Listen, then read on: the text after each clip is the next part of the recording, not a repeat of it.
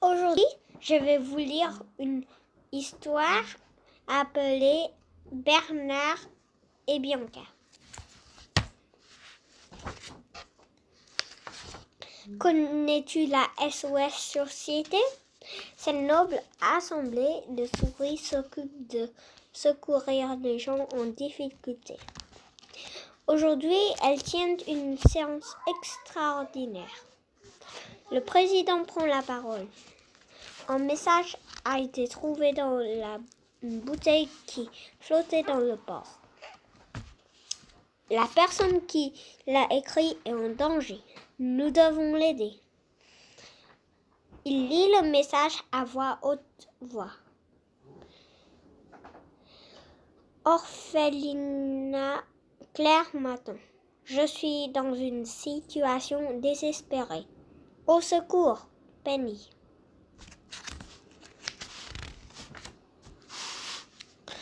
Le président laisse échapper un long soupir. Cette écriture est celle d'un enfant, probablement une fillette, si j'en crois le prénom Penny. Laquelle de nos détectives accepterait la difficile mission de la retrouver? La charmante Miss Bianca se lève et déclare: Cher président, je suis volontaire. Très bien, réplique le président, mais il serait prudent de vous faire accompagner. Peut-être Monsieur Bernard voudrait-il me seconder, propose Miss Bianca. Bernard est l'homme à tout faire de la SOS Société. Lui qui a toujours rêvé de protéger la jolie Miss Bianca de tous les dangers. Le voici comblé.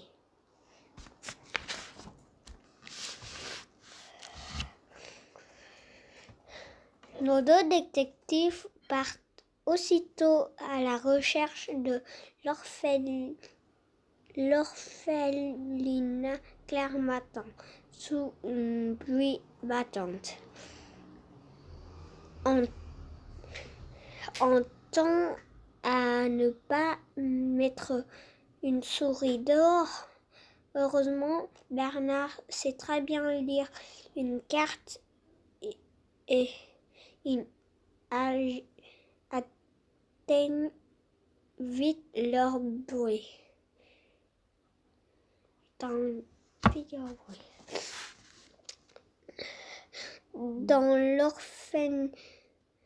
l'orphelinat, Bernard et Bianca découvrent un gros carton sur lequel est griffonné Penny. Soudain, un vieux chat à l'allure des bombes d'air surgit devant eux. Je m'appelle Rufus.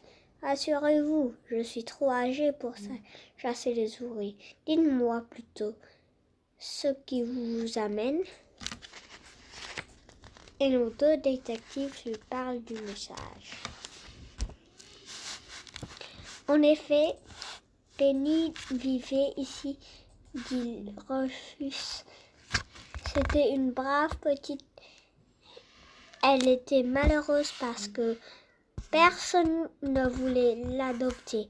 Savez-vous où elle est? Demande Bernard. Vous devriez peut-être aller faire un tour chez Médusa et Snoops, deux affreux humains qui tiennent un bureau de prêt sur gage au bas de la rue, répond Rufus. Je sais qu'ils ont déjà essayé de l'enlever une fois.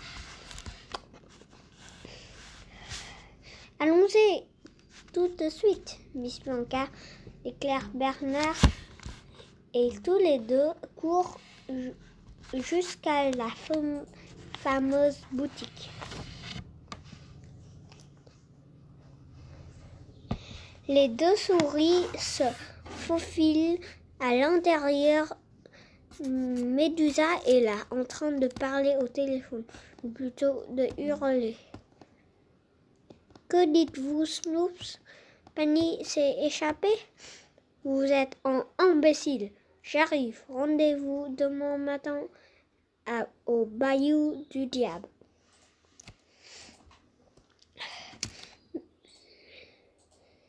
Miss Bianca murmure à l'oreille de Bernard.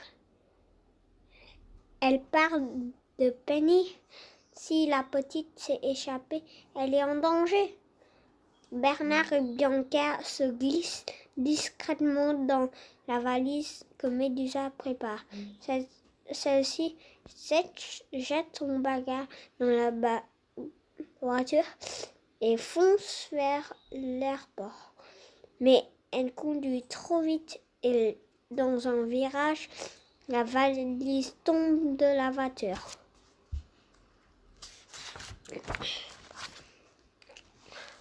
Heureusement, Miss Bianca est rarement court d'idées. Elle entraîne son compagnon jusqu'à un bâtiment surmonté d'une ancienne albatros-ligne.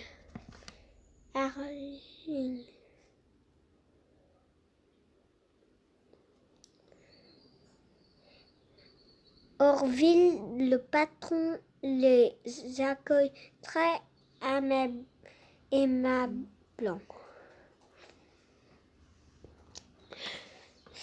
Nos amis se retrouvent vite assis et parés au décollage. Attachez votre ceinture, cher Bernard, dit Miss Bianca. Et les voici tous les trois en route pour le bayou du diable.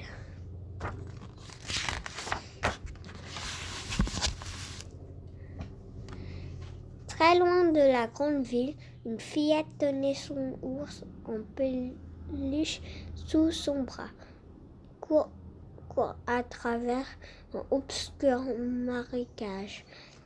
Elle vient de s'enfuir un énorme bateau échoué et lance les regards apeurés derrière elle. Au loin, une voix crie soudain « Penny !» C'est Médusa, debout sur le pont du bateau, entourée de ses deux alligators, Brutus et Néron. Cette sale grosse est encore échappée. Qu'applit-elle? Ramenez-la à moi. Médusa saute à bord d'un drôle d'engin à moteur et commande à Snoops. Envoyez des feux d'artifice. Je veux que le bayou soit éclairé comme en plein jour. Cette petite peste ne m'échapperait pas. Juste à ce moment-là, Orville survole le bayou. Surpris par le feu d'artifice, il se redresse brusquement et perd ses passagers. Heureusement, Bernard avait emporté son parapluie. Les deux souris s'y accrochent et atterrissent en douceur juste devant le logis d'une couple de souris des marais. Alice et Marie et Lucie. Soudain, tout près d'eux, deux alligators surgissent de la brume. Tenez délicatement mais fermant une fillette et un ours en peluche entre leurs dents. Regardez, Ça doit être Penny, s'écria Bianca. Il faut les suivre. Mais comment pour traverser toute cette eau? Demandait à Evinrude. Il a l'embarcation la plus rapide du bayou.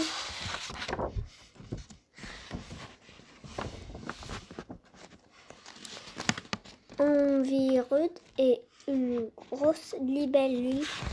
Il propulse sa barque une large feuille d'arbre et donner un grand et rapide coup d'aile. Le voici qui pousse Bernard et Bianca à la poursuite de Brutus et Néron. Plus vite, je vous en supplie, répète Miss Bianca.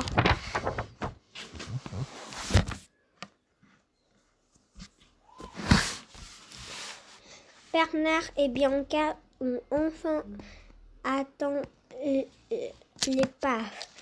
Ils s'y glissent sans bruit. Écoutez, Bernard, murmura Bianca. J'entends des voix. Se laisse guider par des voix. Il arrive devant la fenêtre de la chambre de Penny. Pourquoi cherches-tu à t'enfuir, petite sotte? Grande Médusa, je te demande pas grand-chose. Seulement de descendre au fond de cette grotte pour me rapporter l'œil du diable.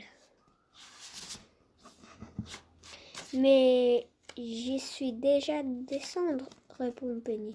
Je l'ai pas trouvé. Il fait noir là-dedans. Et ça me fait peur. Je veux pas y retourner. Bernard et Bianca, occupés de la regarder à la scène, ne remarquent pas les alligators de Médusa qui se rapprochent d'eux. Déjà, l'un d'eux ouvre la gueule, prêt à les avaler. Oh oh, dit Bianca, lorsqu'il les aperçoit. Ces brutes ont flairé votre parfum, Miss Bianca. Sinon, ils s'enfuient aussitôt en courant, Brutus et Néron sur leurs talons.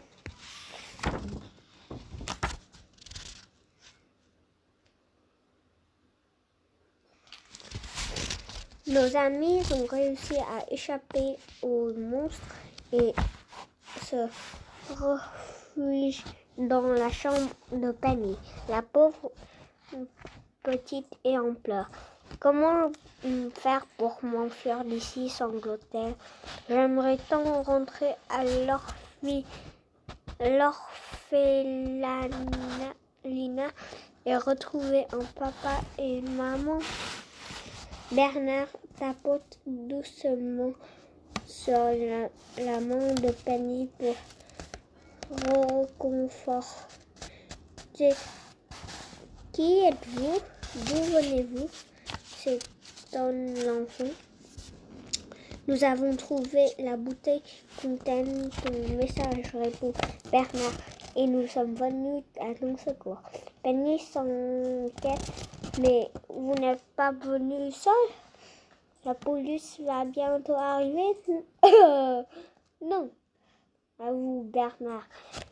Il n'y a que nous, confirme Bianca. Cela ne fait rien. On s'en sortira, dit Penny. Il a les bords en plan. Bernard cherche environ de demander à l'aide à leurs amis du marais. Le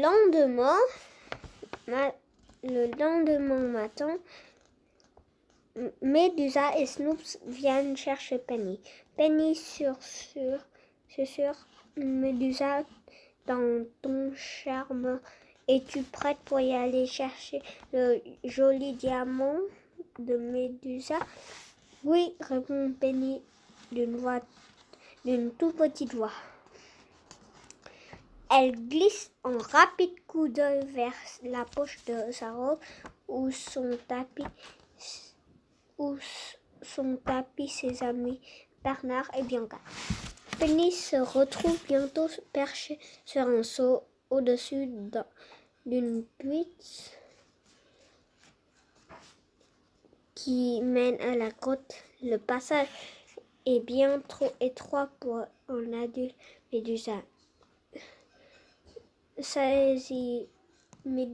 saisit l'ours de Penny et ordonne: descends là-dedans et trouve ce diamant ou tu ne reverras jamais ton ours. Médusa et Snoops descendent doucement Penny au fond du puits. Penny explique aux deux souris qu'un trésor de pirate y est caché et l'œil du diable, un énorme diamant, en fait partie. C'est ce diamant que vaut Médusa. Penny a déjà fouillé toute la grotte, mais elle n'a pas trouvé. Tous trois se mettent à chercher.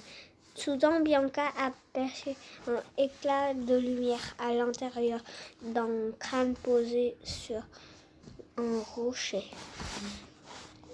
Bernard et Bianca se glissent dans le crâne.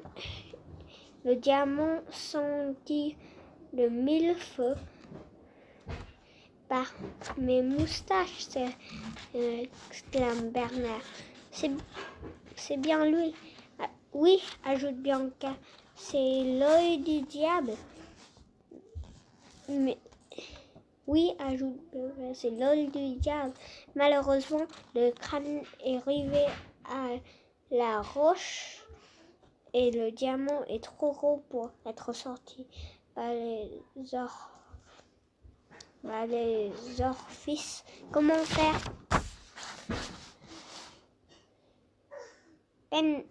Pendant ce temps, la marée monte. Penny a une idée. Avec une vieille épée, elle écarte les mâchoires du crâne, tandis que Bernard et Bianca poussent le diamant vers l'extérieur. Leurs efforts sont bientôt récompensés. Ils tiennent enfin le diamant.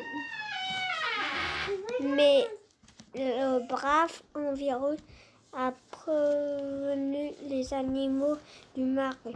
Ils prennent d'assaut le bateau de Médusa. Bernard et Bianca ont un plan. Ils ont remarqué dans le bateau un monte-charge pourvu d'épais barreaux, une cage idéale pour les alligators. Bianca y vaporise un peu de son parfum pour attirer les monstres. Aussitôt, Brutus et Ron croient rattraper Bianca si précipitamment. Allons-y, hurle Bernard, et le petit peuple de marée unit ses forces pour abaiser les lourdes portes de fer derrière les monstres. Brutus et Néron sont pris au piège autour de Médusa maintenant.